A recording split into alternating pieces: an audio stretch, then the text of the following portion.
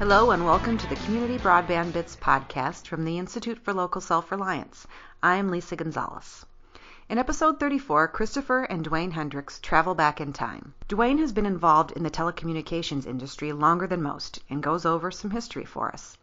Dewayne discusses a term many have never heard, the National Information Infrastructure. Dewayne and Christopher compare today's fiber and wireless environment with past plans for community networks and how those plans altered in just a few short years. Here are Chris and Dewayne. Dewayne Hendricks is back with us on Community Broadband Bits, the CEO of Tetherless Access, and the guest who was the first to make a repeat is now the first to make a three-peat. So welcome back, Dewayne. Thanks, Chris. Thanks for having me back. I want to make sure people know that you can actually run into both Dewayne Hendricks and I at Freedom to Connect in Washington, D.C. coming up on March 4th and 5th. It's a terrific event. Dewayne always provides incredible wireless access. So if you want to get a sense of how good Wi-Fi should be, that's a reason enough to come by. Just Google Freedom to Connect and or F2C, and you'll find the details. Dewayne, you had reached out to me after listening to the Bruce Kushnick interview that we had done, talking a little bit about the history of some telecommunications efforts, and noted that there was some really important other issues that we didn't have a chance to talk about that we should discuss. So tell me what those are. Well, I'm really glad you had Bruce on and gave him the opportunity to talk about what he's been up to for quite a number of years. A lot of people aren't aware of his excellent work. So I'm glad that happened, but it spurred me to contact you via Twitter and do a rant about a bunch of stuff in the historical record of that period that Bruce was zeroing in on. I think it was actually a 12-tweet rant, which is the best I've ever seen. So kudos. Okay, thanks. So what I want to do here is to talk about the historical record, and I want to start by asking you, have you ever heard of the terms the National Information Infrastructure and the unlicensed National Information Infrastructure? You know, I have not. I've seen them occasionally in print in older filings or history as I've tried to get a better sense of what was being done in the 90s. But it's not a term that I've really come across in my work, on a day-to-day basis. That's what I suspected. So I want to correct that because I think it's very important because a lot of things get forgotten in the current parlance. It's like things that happened 5 years ago. I mean, you sort of have to hire an archaeologist to go discover them, rediscover them. All right. It's sort of bad. The institutional memory in government is terrible, like at the FCC. Okay. So what I want to do is go into that a little bit and by just doing this little story about my past and that when I was in high school, the famous science fiction writer Harlan Ellison came by to give a chat to the student body. And one of the things he brought up was that, because somebody asked him, well, how do you come up with your stories? I mean, you write all these wild things, and where do you get these ideas? And he says, well, things aren't, it's very easy to do that. And he said, for instance, like, think about you wake up one day and you remember this event that occurred, but nobody else does. Okay. You're the only one, all right? How would you feel? I mean, he said, you could write a story in that. So he said, let me illustrate. And he says, how many of you here have heard of the holiday, the national holiday, Sweetest Day? That's Sweetest, Sweetest Day, okay? And hardly anybody had in the audience, and there were about 1,000 people there listening to him. But I had. So, and he says, well, this holiday was concocted by the candy industry and started in 1921. And it's been forgotten. It's like in your generation, my generation, we remember it because it was basically promoted by the candy companies. Okay, this talk was in the early 60s. Right, I was imagining that it turned into Valentine's Day. No, it didn't. And it still, if you go to Wikipedia, you'll see that the candy companies are still promoting this day. It's the third Saturday in October. It's Sweetest Day. Okay. All right. So there you go. Um, so I thought about Bruce, and it's like everything that he talks about, he must feel like a character in that Harlan Ellison story, science fiction story. Okay? Because all this data that he's turned up about how the telcos didn't do X, Y, and Z that they promised to do is like nobody knows about it. He's like an archaeologist going back into the past. Our government at every level has a very poor institutional memory. So when he goes back to Washington and talks about this stuff that happened in the 90s, it's like, what are you talking about? A more recent example is there was this company called Metrocom that was in existence in the late 90s, and they had a nationwide, regional and a number of cities coverage offering internet. Okay, their network was called Ricochet. Well, San Francisco was one of the cities it covered, and Metrocom went out of business in 2001. But they had wired the entire San Francisco area, including Marin County, Oakland, all up and down the Bay Area, up to Santa Rosa, down to Los Gatos. Tremendous effort using Part 15 unlicensed. Why? What is Part 15? What does that mean? Is it just a signifier? It's Part 15 of the FCC rules. Okay, so it's just every time they make a new rule, they just increment it by one? No. Their parts are assigned to certain kinds of services. And Part 15 is where unlicensed devices are. Okay. And the unlicensed rules that Wi-Fi uses are known as Part 15.247 and Part 15.249. Okay? Towards, like about 2008, Metrocom had been gone for 7 years. I was in San Francisco talking to people in the city government, and I mentioned the Ricochet network, and to the IT people. And they looked at me like I had two heads. It's like, what are you talking about? And I said, well, and I explained it, and it's like, well, this covered the entire city. It was on all your light poles and stuff. Really? So you see what I mean? Absolutely. I mean, I think ultimately it's amazing to me, the more I look back at electricity and how it developed, they were wrestling with so many of the same problems.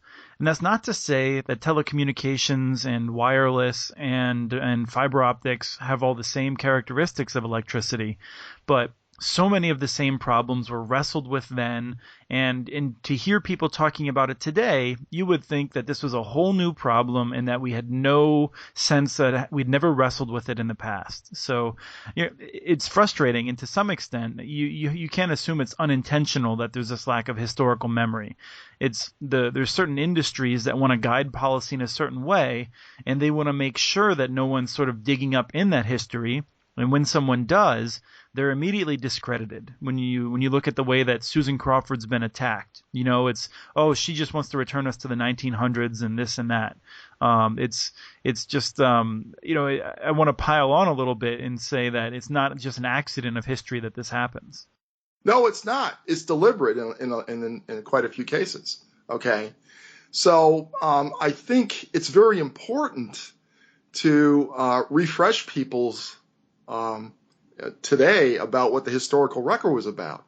To tell a story. What Bruce is doing, he's become a storyteller. Unlike a storyteller, it's not passive. He's also aggressive in that, like his plan now to go after the ALEC initiative. Right, the organization that's been instrumental in passing the laws in so many states to the benefit of the big cable and telephone companies. Right. Okay. So what I want to focus in on is that I do things like I try to segment things into decades. So if you look at the significant thing that happened in telecom in the 80s was the Part 15 rules. Okay. That enabled Wi-Fi. All right. If you look at the 90s, Clinton, the election in 92 brought Clinton and Gore into office. Okay. They took office in January of 93. And one of their first initiatives, Al, was into the, the whole internet thing. But it wasn't a public internet at the time. That didn't happen until 95. But what Gore was instrumental in cooking up was part of the Clinton administration was this thing called the National Information Infrastructure. Okay. It was the equivalent of the National Broadband Plan that Janikowski kicked off during Obama's first term. But the National Broadband Plan is a pale shadow compared to the National Information Infrastructure. Listen to how that phrase rolls off the tongue. National Information Infrastructure. Okay? Well, the Clinton administration went to the telcos and the stuff that Bruce described started at the start of the Clinton administration. So I won't go over all that, but there was a push with wireless in that there needed to be a wireless component of the National Information Infrastructure. So Apple Computer took point on this, and people aren't aware of this history, but they spent millions of dollars on regulatory affairs in D.C. pushing this agenda, okay? And I sent you a copy of their petition for rulemaking that was submitted to the FCC in May of 1995. It's a very important historical document because the National Information Infrastructure got a lot of press at the time because the telcos were talking about pulling fiber to all the homes in the United States. Gore and Clinton were going out doing photo ops, pulling Ethernet cable in schools and libraries. Now think about this. The president and the vice president are got their shirt sleeves rolled up and they're in some schools pulling Ethernet cables through the ceilings. Okay? Right. So we were actually more ambitious in terms of making sure people were connected in 1995 than we are today. Yes. We had a vision in that this National Information Infrastructure included the concept of not just telco-owned and operated networks, but community networks. Okay? Right, that's actually a phrase that appears fairly early in the Apple filing that you sent me, and I was just amazed to see that. Yes, and that was an important part of the National Information Infrastructure. Okay, so that petition for rulemaking gives you the vision, and it was a wonder. And when you look at that vision that took place during the Clinton administration, and you look at the Obama administration, it's like, well, what happened? How do we go backwards? Okay, so let me fill in the blanks some more here. So I talked about this decade view. So the significant thing of the 90s was the National Information Infrastructure and the unlicensed National Information Infrastructure. Then we had the decade of the 2000s when the Bush administration came in, and we basically went back in time. Okay, all right, nothing. All right. Then Obama came in, and we have Janikowski, and let's just leave that. Everybody knows what's going on with that. But let's go back to the Clinton administration. Okay, so let me outline this, talk some more about the National Information Infrastructure. The petition that Apple submitted was, as I said, quite visionary. And if you look at where Part 15 was at that time, Apple had started and got the FCC to enact a service called Data PCS, in that they felt that there had to be a cleared band that was not the ISM bands that could be used for unlicensed devices, data devices. Okay. Now let's take a step back for a second and just, we have this electromagnetic spectrum that's all around us, and the FCC is basically in charge of parceling that out within the United States for they have a couple of different objectives, but up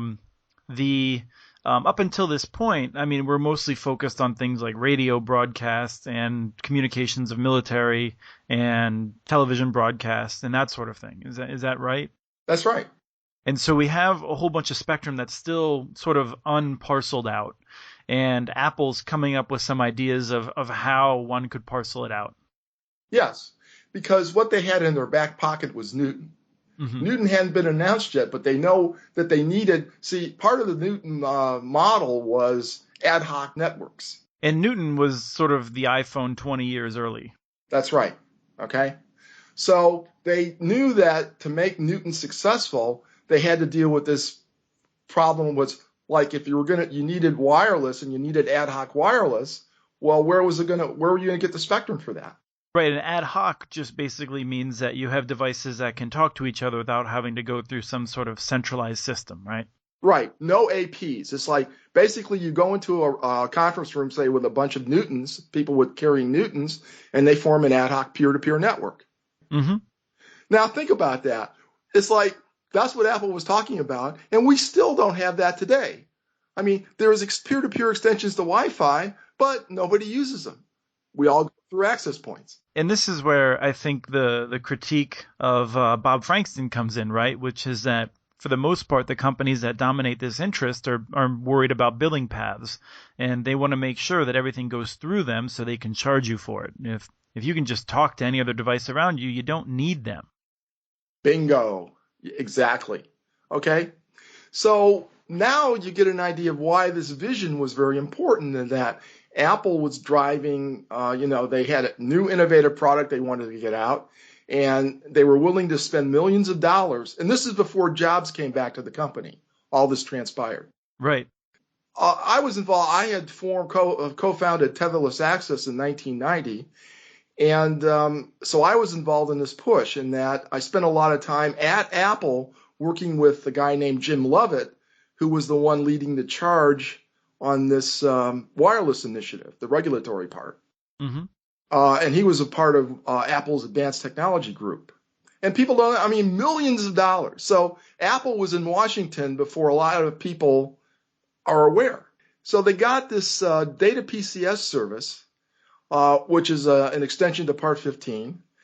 And they were able to get 20 megahertz, 10 for what are called asynchronous services, and then 10 for synchronous services. So the telcos got in there and they wanted spectrum for circuit switch kinds of wireless connections. And Apple and others like HP and IBM wanted asynchronous services, data services. So they got 10 megahertz allocated for each one. And the rules that got adopted were developed by the industry, and they were called a spectrum etiquette. So the idea was you had a clear band that the rules were the devices that used that spectrum had to use a spectrum etiquette. And everything else was like the regular unlicensed service that we know, in that nobody had more rights to any part of this spectrum access than anybody else. So 10 megahertz wasn't enough, and Apple knew where they were going, as did Sun and HP and others, and they wanted to be able to do video, and they wanted to actually have enough spectrum to do, say, about 25 megabits. Mm-hmm. So they immediately started the push for the unlicensed National Information Infrastructure band. They identified some spectrum at 5 gigahertz, 300 megahertz of it, and they asked the Commission to create a new Part 16 service that would be like Part 15, except there wouldn't be anybody else in the spectrum except Part 16 users. Okay, so that you could design your devices so that they didn't have to worry about any interference from any other kinds of devices. So, and the other things they wanted was they put forth this notion of community networking, in that the notion was, because part of the National Information Infrastructure was running fiber to schools, libraries, and government offices. Okay, and that's what the vice president and the president were going around, showcasing. Hey, we've got to get the places wired up with Ethernet. Okay, when the fiber comes, because the telcos have promised to bring fiber to all these buildings. Mm-hmm. Okay, that was the National Information Infrastructure. Okay, and then the libraries and schools. Think about it. What Apple did was they said, look, people or governments place schools and libraries where the population is centered. Mm-hmm. So they've done a pretty good job as to placing these things so that there is, so if you can essentially have a wireless link that can go 15 kilometers, you can go from one school to another. Okay? All right? So what they wanted was some rules so that you could have point-to-point links that would allow you to essentially link up these schools, libraries, and government offices, and they would be the hubs for the community networks. Mm-hmm. So this thing, again, the commercial internet didn't start till 95, so this was pretty much an infrastructure that was protocol agnostic, okay? But if you think of it from a TCP/IP standpoint, what they were talking about was enabling independent autonomous networks. Right. And so the unlicensed NII were essentially going to enable you to now use 5 gigahertz. And they picked that band because the spectrum was available, but it also had the characteristics with that they wanted to enable this ad hoc community networking model. So the idea was that people in the communities could build networks from the ground up. The thing about Apple was they were really successful. They were able to get this data PCS service from start to finish in just a couple years, which is in Washington amazing. If you look at it, like some of the proceedings going now, like white spaces and how many years that's taken, Apple submitted this petition in May of 1995. The report and order that essentially brought the service into existence was issued in January of 1997. Now, isn't that amazing? Right. Yeah. I mean, it seems like someone was motivated to get it done. Right. Okay. So, I mean, but the Clinton administration was behind this, and that's how it happened. Okay. They kicked butt and took names. Okay. And industry was behind this. Okay. All the leading information companies, and it got done. And it shows you what can happen. But you see, the whole lobbyist organization, as we know it today, didn't exist then. Right. They learned from that, right? Aha! Yes, you got it. Yes. Okay, they learned from that. So in the second term of the Clinton administration, he got all tied up into the impeachment and all that stuff. And then the Telecom Act of 96 came out, and that's when the telcos started to take over. So for the later part of the Clinton administration, the NII was abandoned. So just to get the chronology down, even though the Telecom Act passed, and then even it was after the Telecom Act passed that the FCC completed the order, but there's still just the inertia of everything, right? And that's what ended up slowing down. Yeah. Yeah. And that equipment manufacturers was like, what? You mean we got 300 megahertz of spectrum? What? What are we going to do with it? And so it took a number of years for unlicensed NII devices to get developed. And then we were into the Bush administration. And then, they didn't support the NII, of course, because now the telcos were running the show. So what happened there then? Well, there were no advocates in the government anymore, and there weren't any advocates. I guess what I mean to say is, why did the government need to do anything else? Wasn't it completed more or less? They'd parceled out the spectrum. Well, what was missing was the fiber to the schools and the libraries and the government offices. Okay.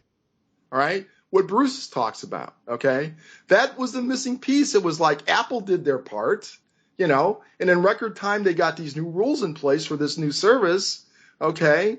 And if the government had kept their thumb on the telcos, then everything would have come together. But without the fiber, that there was no why build the wireless networks?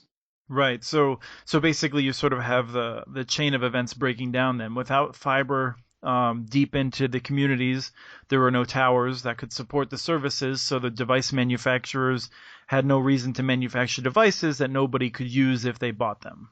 Yep. And so what happened to that band of spectrum? Well, it's being used by Wi-Fi. Mm-hmm. So if you look at, again, that decade, it started in 2000, that was the decade of Wi-Fi. But the Wi-Fi mostly started off on a different, the Wi-Fi mostly didn't use the 5 gigahertz, I thought, until later. That's right, until later. And it's not really using it effectively now. And it still has the power limitations, doesn't it? It can't go the distance that was envisioned by Apple. Am I right in that? You can use with Ubiquity, you can do point-to-point links that do far beyond what Apple envisioned. Oh, okay. So, we have the devices now to implement the original unlicensed National Information Infrastructure Plan. Mm-hmm. But what's lacking now is vision. So if you look at the national broadband plan that the Obama administration came out with, it's about pipes and the speed of the pipes. But it's not about an architecture, a vision about, okay, we're going to have this national thing, and there's going to be a telco part, and there's going to be other parts. There's municipal parts. Everybody can play. Right. It actually reminds me when I read Reed Hunt's book.